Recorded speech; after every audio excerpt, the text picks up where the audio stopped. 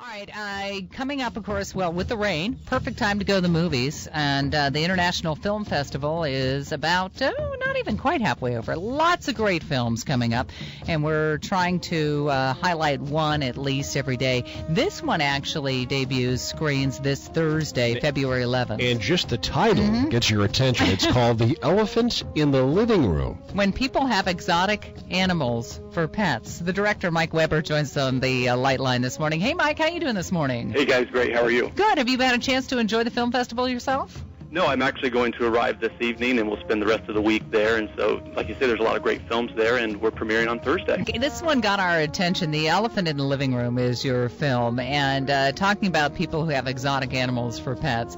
This is just bizarre. And I just said we're, of course, the home of what used to be, the big ranch for Michael Jackson. Bubbles the Chimp. Yes. And many more. Yes, and many more. Sure. Is California sort of known as the area that has a lot of these? No, actually not. Things? I mean, sort of in the press and everything, you'll think about that. You'll think about Mike Tyson's animals that he has and his tigers, or Michael Jackson or whatever.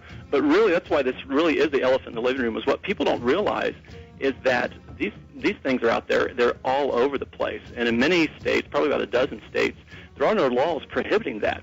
And so we're talking, and there are no federal laws either prohibiting you from having a tiger or a lion or an elephant, if you want to, or a crocodile or whatever, in your home or in your backyard. And so, I mean, we're talking about numbers like 15,000, exotic big cats, tigers, lions that are with private owners in the U.S., hundreds of chimpanzees, primates, thousands of venomous snakes, Burmese pythons, anacondas, whatever, that people are keeping in their home, just like their dog or their cat. Mike, you were telling us off the air how you came up with the idea. I thought that was very interesting. Can you share that again with us? Well, similar to you guys there, just when you start to hear about this, you kind of think, well, this can't really be true. This isn't right. And I read 2 books on the subject that were written by a police officer in Ohio. His name is Tim Harrison, and he's really the guy who's been at the front line of this for probably about 30 years. What's interesting about him is he actually, as he was growing up, he actually raised lions, tigers, big predators like that for zoos. And so he really knows a lot about this and about this subculture. And but what's interesting, what happened to him is he ended up getting out of it, because as he became a police officer, he was actually getting these calls. Someone says there's a tiger running through my backyard. Someone says there's a cobra, there's a weird snake in my garage, and it turns out it's a cobra. And these things are just sort of running around all over the place. And in fact, one of his fellow firefighters died at the hands of his own rhino viper from Africa. And so he's actually watched, his own people die from this. And he's watched other people, kids get constricted by snakes, whatever. So he's very much against this, and he's, sort of taken this 30-year battle against it. But what's cool about the film is the other side of it is what I was more interested in is also, rather than sort of criticizing and talking about how crazy these people are, I wanted to get to know these people, and I wanted to get on the inside and see what it's like. I was going to ask you that. You said a subculture. Yeah. Are there some similar personality traits behind people that have exotic animals? Yeah, I think so. And I think the one thing to keep in mind, which is really the most interesting thing, I think, of the movie, is that everything that you see in the film is legal. And what will shock you is that everything that you're seeing is perfectly legal. So we actually followed the story as well for a year and a half of a man who has 2 African lions that he keeps in his backyard as pets. He's a great guy. I love this guy. He's actually a really good friend of mine now. And so we follow his story, and we follow the story of these lions. What's really interesting is while we're following the story of the police officer and his mission, and we go on calls with him and everything, we follow the separate story of this guy who has 2 African lions in his backyard. Well, eventually their stories collide in the middle of the movie when this 550-pound African lion escapes from its pen and is running down a major U.S. highway. And then, then you get to the point where it can be very dangerous, as you mentioned. Right. Do these people understand that as a, I know it's a generalization. Each one is I different, know. I'm sure.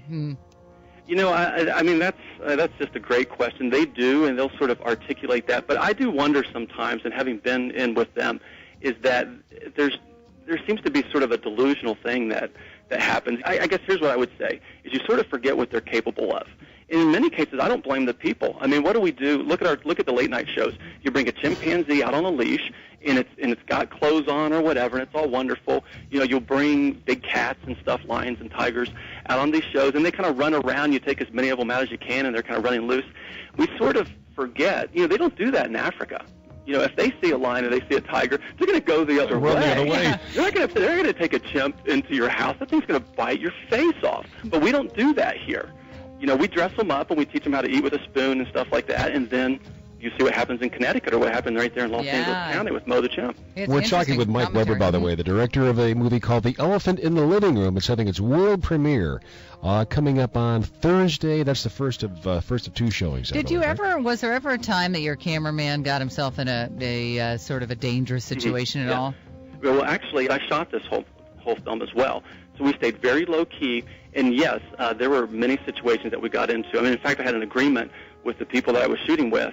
And we do this all the time, and I'm dead serious about this, is we're like, look, if something happens to me and if I get killed based on what it is that we're going to do, what we're going to show people, please take care of my family and please finish this film. And I am not joking about that, because what you're going to see in this movie has never been before seen by anyone in the world, and it will blow you away. I guarantee that. And what's cool is it's going to happen right there in Santa Barbara on Thursday. That town's going to be the first to see it, and then again on Saturday at 6:30. That is so cool. Hey, Mike Weber, by the way. Mike and I, you can't interview the animals, but just judging, do you get any sense that the animals are actually happy in this environment? Yeah, we see, what I show in the film is I try to be somewhat neutral. You won't see me and you won't hear me making any kind of commentary. We basically follow the stories to where they end, and that's it. So this isn't sort of an agenda movie or anything like that. And in fact, what you will see is you will see some happy animals, and you'll see happy people with their happy animals, but you also see tragedy. And so it's this roller coaster ride, really. It's actually a roller coaster ride that I took on for 2 years. And I started from ground zero. I didn't know anything about this. So you kind of go along with me, and we follow these people, we follow their stories, we follow the topic, and the ride will end where it ends. And believe me, you'll leave and you'll be glad you wrote it. I mean, it's really fun. That looks terrific. It's at this first screening, the world premiere, as you mentioned, Victoria Hall Theater, Thursday. That's this Thursday, the 11th at 3:30. Also, if you'd like to go to a different showing that's not during the week, Saturday the 13th at 6:30 in the evening as well. Now, Mike, are you going to be at both of these movies and do a little question and answer afterwards? Absolutely. And what's cool is you can go to theelephantinthelivingroom.com to see a trailer, see if it's something that interests you. And yeah, both of those screenings will be doing Q&A afterwards. And what's neat is Tim Harrison, the Ohio police officer, will also be at both screenings doing Q&A too. So there's plenty of things that people can talk about. And I think this movie will raise a lot of questions and really open up a lot of discussion about this. Oh, that's fantastic. Finally, I heard you say that if something had happened to you, you wanted your family taken care of. So I sense you have a family. Do you have any pets? Yeah, that's right. I do have I have a poodle and a German Shepherd. Oh, how conventional of you. And, of course, my kids and everything, they've always wanted to get a lion or tiger, too. I mean, seriously, I mean, who doesn't? In fact, my wife, she wanted to have a chimp. At some point you see them on TV, they're great, but I think after what you see here and when we sort of contextualize what's going on around the country, I think it'll kind of change people's mind about what these things really are and whether or not we should be dressing them up and putting them in our house. Probably sticking with the dogs and cats for now. Sure, that's dangerous enough, Hey, Mike, have a safe trip out here, and we'll see you on Thursday. Thank you, guys. You're terrific. Good. Good morning. It's Gary and Katherine, and boy, we want to thank Mike Weber again. What an enthusiastic guy. Great interview. He is the director of a movie that'll have its world premiere in Santa Barbara, The Elephant in the Living Room. I was just going to the website, which, by the way, is theelephantinthelivingroom.com. It's got some trailers there. A movie Too Big to Ignore.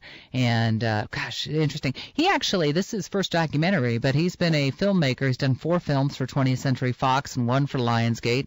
So he's got a lot of experience. And anyway, I think it'll be cool. So 3:30 is when that'll debut on Thursday, and then again at 6:30 in the evening on Saturday. So if you are enjoying the film festival, mark that one down as a movie that you must see. The Elephant in the Living Room. He was fantastic, great? By the way. Yeah. He was great. I just started watching the trailer, just a little bit of it, and super compelling. Yeah. Wow.